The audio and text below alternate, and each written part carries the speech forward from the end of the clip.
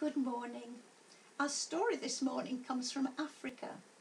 It's about a little buffalo calf and it's called Kalinzu and it's by Jeremy Grimsdell. In the hot, bush-filled grasslands of East Africa lived a small buffalo calf called Kalinzu and her mother Amani. They belonged to a large buffalo herd. Kalinzu was just 1 month old, so she stayed close by her mother's side.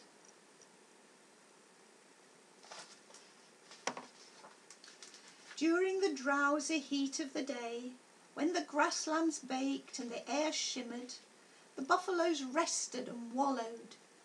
Kalinzu loved to watch the large bulls sinking gently into the cool, muddy pools.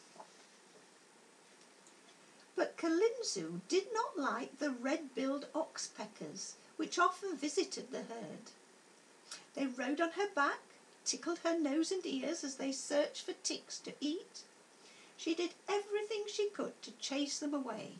She scratched and shook her head and kicked out to shake off the oxpeckers. But the annoying birds just kept coming back.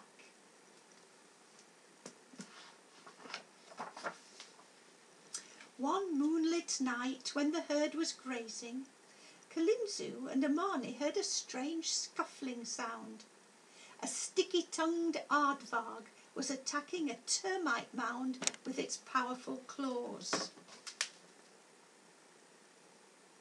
Scratch, snuffle, scratch. Kalinzu stopped to watch, and after a while Amani nudged Kalinzu and walked ahead to join the herd. Suddenly, out of the darkness sprang 3 spotted hyenas. Flashing their terrible teeth, they formed a circle around Kalinzu and Amani. Amani kept in front of Kalinzu, protecting her. She snorted and swung her sharp horns, but the attackers were fierce and quick. Terrified, Kalinzu bellowed out as they tried to cut her off from Amani. The moment the buffaloes heard Kalinzu's cries, they swung around. In a charge of dust and pounding hooves, they thundered towards the attackers. The hyenas growled in alarm, turned tail and fled. But in all the confusion, Kalinzu lost sight of Amani. She panicked and tore through a thick patch of bush, then crash! Kalinzu lay very still on the ground. Her eyes were closed and she made no sound. In the silvery moonlight, Amani searched and called for Kalinzu. She stopped, listening for answering call, but none came. Later that night, she returned to the herd. She returned to the herd, stopping to call and listen on her way. When Kalinzu opened her eyes, the sun was rising. She got unsteadily to her feet. Where was her mother? Where was the herd?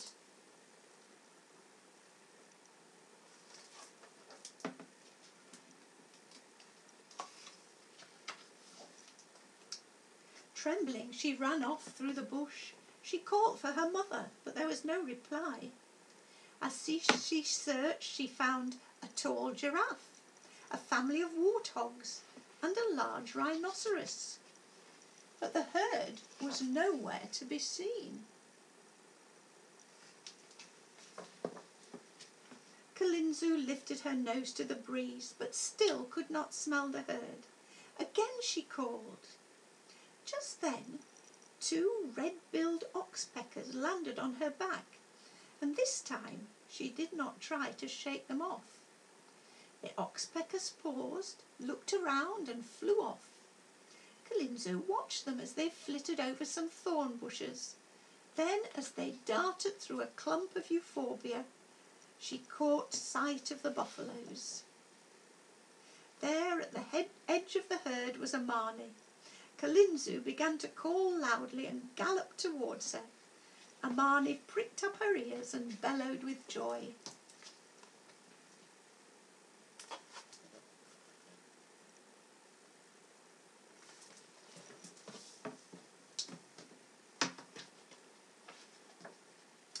Later that morning, the day grew hotter.